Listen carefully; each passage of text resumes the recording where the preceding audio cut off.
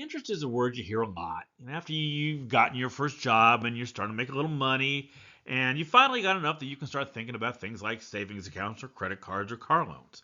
Now, any discussion of those things is going to involve somebody telling you an interest rate. And the idea behind interest is a simple one, right? Suppose you want to buy a car and you find one for $8,000. And that's a great price for such a nice car, but unfortunately, you don't have it.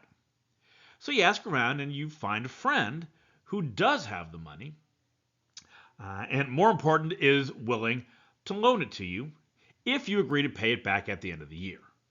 Now, the downside for your friend here is that she's not going to have the use of this money for the remainder of the year while you're using it to get your car. So when you give it back, you give her a little something extra to compensate her for the inconvenience. That little something extra is what we call interest. And then, as you get older and you build up a history of paying your bills and paying back your debts, friends get replaced with banks, which have more money on hand, so they can loan larger amounts for nicer cars or really big purchases like houses. And they're in business for the long term, so you can take longer to pay them back, which does mean lower payments, but ultimately it's also going to mean more interest paid.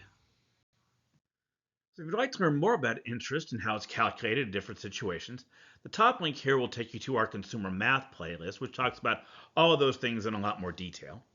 Or if you'd like to learn more about what to look for when you're evaluating an investment, you can click on the other link to go to our explanation of what's called the APR, or the annual percentage rate. That's the standard format that interest rates have to be given in. And of course, if you like this video, please don't forget to click on the like button below.